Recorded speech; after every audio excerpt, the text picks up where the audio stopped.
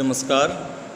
आज हम बात करेंगे विधि शास्त्र में विधिक व्यक्ति से संबंधित प्रकरण में पशुओं की विधिक स्थिति क्या है, लीगल स्टेटस ऑफ एनिमल्स।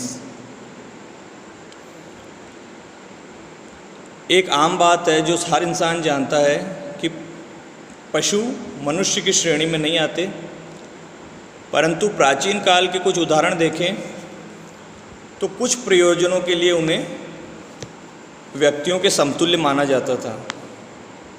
एक उदाहरण से इस कथन की पुष्टि होती है जो यहूदी विधि का उदाहरण है। इस विधि के अनुसार यदि कोई बैल अपने सींगों से किसी पुरुष या स्त्री की हत्या कर देता था तो उस बैल की पत्थर मारकर हत्या कर दी जाती थी और उसका मांस खाना वर्जित कर दिया जाता था। इसी प्रकार जर्मनी में एक मुर्गे के विरुद्ध ये अभियोग चलाया गया कि वह बहुत खराब तरीके से, बुरी तरीके से बांग देता है। न्यायालय में उसे कटघरे में खड़ा भी किया गया था और वकील ने उसकी पैरवी भी की थी, परंतु निर्णय उसके विरुद्ध हुआ और मुर्गे को मृत्युदंड दिया गया।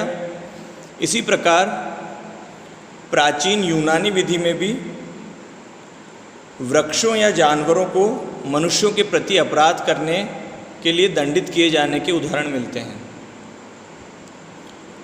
सदरलैंड जो विधिवेत्ता हुए हैं, उन्होंने अपने प्रसिद्ध ग्रंथ प्रिंसिपल ऑफ क्रिमिनोलॉजी, इस ग्रंथ में मध्यकाल में जो विधि प्रचलित थी उस विधि में पशुओं के विरुद्ध न्यायिक कार्रवाई जो संस्थित की जाती थी उसकी एक रोचक घटना का वर्णन किया है। सन 1519 में कुछ चूहों ने किसान के बगीचे को भारी नुकसान पहुंचाया, अतः चूहों के विरुद्ध वाद स्थित किया गया तथा एक वकील ने इनकी ओर से पैरवी की। चूहों की प्रतिरक्षा में वकील ने यह तर्क प्रस्तुत किया कि हालांकि चूहों के कृत्य के कारण किसान को भारी नुकसान हुआ है, परंतु उन्होंने यानी चूहों ने उस भूमि में असंख्य छेद कर दिए हैं, छिद्र बना दिए हैं, जिससे वह भूमि अधिक उपजाऊ हो गई है। न्यायालय ने चूहों की तरफ से दिए गए वकील के इस बचाव तर्क को खारिज कर दिया और चूहों को दंड दिया कि उन्हें देश निकाला दे दिया जाए, यानी देश से, यानी उस स्थान से, उस देश से निष्कासित कर दिया जाए। साथ ही न्यायालय ने ये कहा कि उन्हें देश निकाला तो दे दिया जाए, परंतु इस बात का ध्यान रखा जाए कि उन्हें चील, कौवे या कुत्ते उस दौरान हानि न पहुंचाएं या मार न डालें।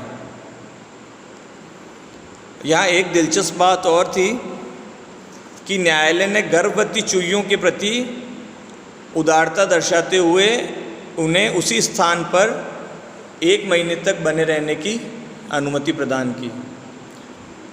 ये सब उदाहरण मिलते हैं हमें प्राचीन विधियों में, परंतु आधुनिक विधि व्यवस्था में पशुओं को न तो प्राकृतिक व्यक्तित्व प्राप्त है और न ही काल्पनिक व्यक्तित्व, क्योंकि वे अधिकारों और कर्तव्यों को धारण करने की क्षमता नहीं रखते हैं। फिर एक बात आती है कि पशुओं में विचार शक्ति न होने के कारण उनके कृत्य ना तो विधिपूर्ण हो सकते हैं और ना ही विधि विरुद्ध, यानी ना तो वो लीगली वर्क, उनके जो कार्य उनको लीगल कहा जा सकता है, ना ही इलीगल। जानवरों के कारण हुए नुकसान के लिए उनके मालिक को जिम्मेदार ठहराया जाता है, परंतु यह भी स्वामी पर प्रतिनिधित्व दायित्व, वाइकेरियस लाइबिलिटी के आधार पर होता है, ना कि इस कारण होता है कि स्वामी ने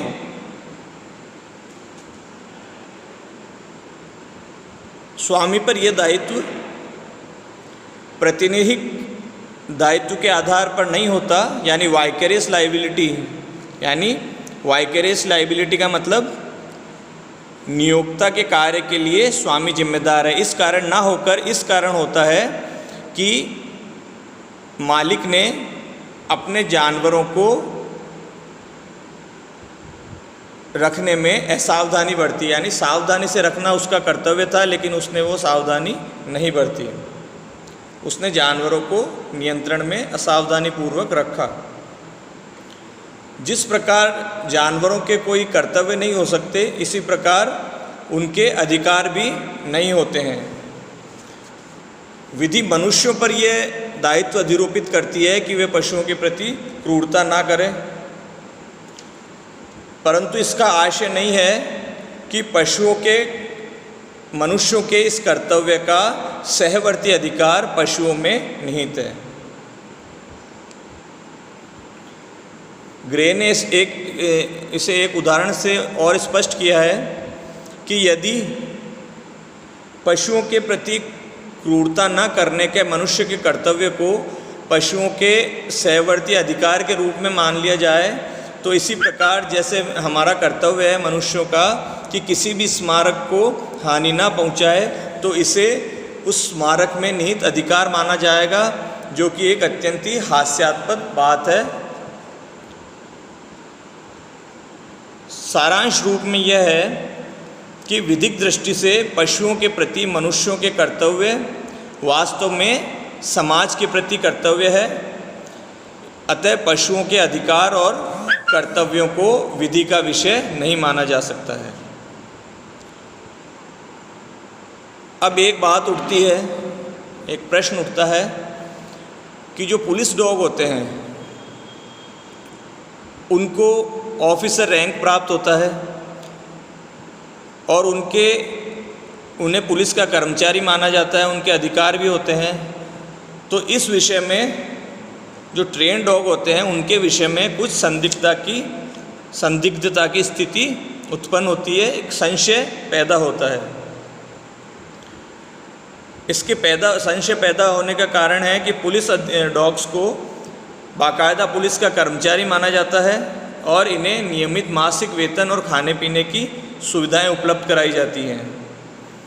परंतु यहाँ ये ध्यान देने योग्य बात है कि मात्र इन डॉग्स के साक्ष्य के आधार पर किसी व्यक्ति को अपराधी मानकर दंडित नहीं किया जाता, जब तक कि अन्य संपोषक साक्ष्यों से अपराधी के विरुद्ध अपराध सिद्ध नहीं हो जाता है। इसका कारण है कि इन ट्रेन्ड पुलिस डॉग्स का क्रॉस एग्जामिनेशन संभव नहीं है, अतः विधि उन्हें व्यक्ति के साक्ष्य से भिन्न मानती है, इसलिए इन्हें विधिक व्यक्तित्व नहीं माना जाता है। अंत में केरल उच्च न्यायालय का एक वाद जो 6 जून 2020 को निर्णीत हुआ, पशुओं के से संबंधित अधिकारों के संबंध रखता है, उसका उल्लेख करते हुए हम देखते हैं कि भारत सरकार ने अक्टूबर 1998 में जो सर्कस में काम करने वाले शेर, चीता, बाघ, बंदर आदि थे, उनके प्रशिक्षण और प्रदर्शन पर रोक लगा दी। इस अधिसूचना के विरुद्ध जंबो सर्कस के 200 से अधिक कर्मचारियों ने केरल न्यायालय के आदेश को चुनौती दी।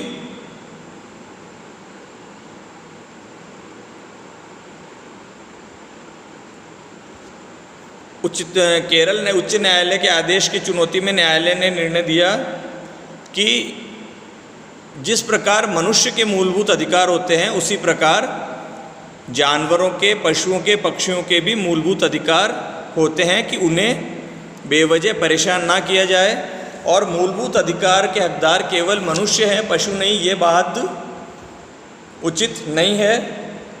वर्तमान में विधि द्वारा, जैसे वन्य प्राणी संरक्षण अधिनियम 1972 के द्वारा, ऐसे प्राणियों को जो कि दुर्लभ है और समाप्ति की ओर है, जिनकी प्रजाति, उनको संरक्षण दिया गया है। साथ ही पशुओं के प्रति अमानवीय व्यवहार को भी संरक्षण प्रदान किया गया है।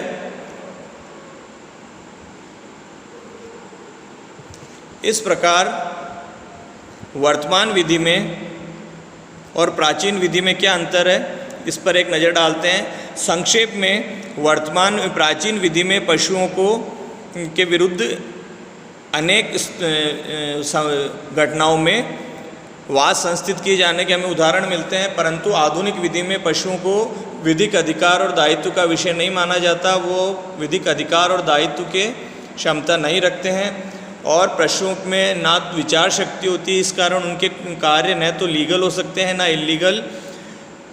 पशुओं के स्वामी को भी इस कारण पशुओं से हुए नुकसान के लिए जिम्मेदार ठहराया जाता है कि वो उन्हें नियंत्रण में रखने में असावधानी बरतता है, ना कि इस कारण कि उसकी वाइकेरियस लाइबिलिटी प्रतिनिधिक दायित्व होता है। और साथ ही